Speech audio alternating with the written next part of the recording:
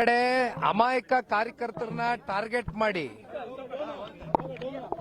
ಯಾರು ಈ ಪ್ರಕರಣದಲ್ಲಿ ಶಾಮೀಲಾಗದೇ ಇರತಕ್ಕಂತ ವ್ಯಕ್ತಿಗಳು ನಿರಂತರವಾಗಿ ಕ್ಷೇತ್ರದಲ್ಲಿ ನಡೀತಾ ಇರತಕ್ಕಂತ ಲೋಪದೋಷಗಳ ಬಗ್ಗೆ, ಸರ್ಕಾರದಲ್ಲಿ ಆಗ್ತಾ ಇರತಕ್ಕಂತ ತಪ್ಪುಗಳ ಬಗ್ಗೆ ಎತ್ತಿಡದಿ ಮಾತನಾಡ್ತಕ್ಕಂತ ಕೆಲವೊಂದಷ್ಟು ವ್ಯಕ್ತಿಗಳನ್ನ ಟಾರ್ಗೆಟ್ ಮಾಡಿ ಇವತ್ತು ಅವ್ರನ್ನ FIR ಹಾಕಿ ಇವತ್ತು ಸುಮೋಟೋ ಕೇಸ್ ಹಾಕ್ತಕ್ಕಂತ ದೊಡ್ಡ ಅಪರಾಧ ಇವತ್ತು ಯಾರು ಏನು ಇಲ್ಲಿ ಮಾಡಿಲ್ಲ. ತಮ್ಗಳಿಗೂ ಗೊತ್ತಿದೆಯಣ್ಣ ಮಾಧ್ಯಮದವರಿಗೆ. ಆದ್ರೆ ಇದು ಟಾರ್ಗೆಟ್ ರಾಜಕಾರಣ ನಡೀತಾ ಇದೆ.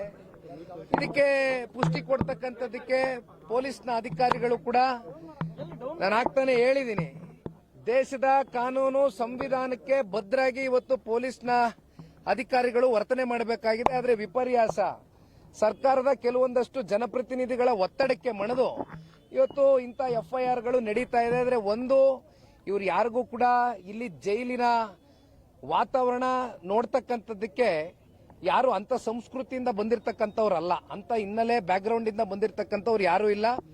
ಅವ್ರ ಕಣ್ಣಲ್ಲಿ ಒಂದು ನೋವಿದೆ, ಅವ್ರ ಕಣ್ಣಲ್ಲಿ ಒಂದು ಭಯವೂ ಕೂಡ ಕಾಡ್ತಾ ಇದೆ. ನಾನು ಇಲ್ಲ ಅಂತಕ್ಕಂಥದ್ದು ಹೇಳೋದಕ್ಕೆ ಇಚ್ಛೆ ಪಡೋದಿಲ್ಲ. ಯಾಕಂದ್ರೆ ಯಾವುದೇ ಒಬ್ಬ ಒಳ್ಳೆಯ ಬದುಕನ್ನ ಕಟ್ಕೊಂಡಿರ್ತಕ್ಕಂಥ ವ್ಯಕ್ತಿ, ಗೌರವಿತವಾಗಿ ಜೀವನ ಮಾಡಿರ್ತಕ್ಕಂಥ ಒಬ್ಬ ಸಾಮಾನ್ಯ ಪ್ರಜೆನ ಈ ರೀತಿ ಟಾರ್ಗೆಟ್ ಮಾಡಿ ನೀವು ಒಳಗಡೆ ಹಾಕಿದಂತ ಸಂದರ್ಭದಲ್ಲಿ ಅವನಲ್ಲಿ ಮತ್ತೆ ಅವರ ಕುಟುಂಬಸ್ಥರ ಮೇಲೆ ಯಾವ ರೀತಿ ಒಂದು ಆಘಾತ ಉಂಟಾಗಿದೆ ಅಂತಕ್ಕಂಥದ್ದು ಅವರಲ್ಲಿ ಒಂದು ಭಾವನೆಯನ್ನು ವ್ಯಕ್ತ ಆಗಿದೆ.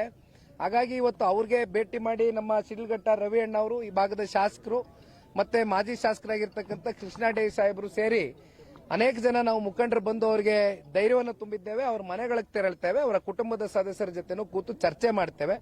ಒಟ್ಟಾರೆಯಾಗಿ ಅವ್ರ ಧೈರ್ಯ ತುಂಬತಕ್ಕಂಥದ್ದಷ್ಟೇ ಅಲ್ಲ, ಅವ್ರ ಮನೆ ಮಕ್ಕಳನ್ನ ಅತಿ ಶೀಘ್ರದಲ್ಲೇ ವಾಪಸ್ಸು ಅವ್ರಿಗೆ ಮನೆಗೆ ಕರ್ಕೊಂಡ್ ಬರ್ತಕ್ಕಂಥದ್ದಕ್ಕೆ ಎಲ್ಲಾ ರೀತಿಯಾದಂತ ಕಾನೂನಿನ ಅಡಿಯಲ್ಲಿ ವ್ಯವಸ್ಥೆ ಇದೆ, ಕೆಲಸ ಮಾಡ್ತೇವೆ.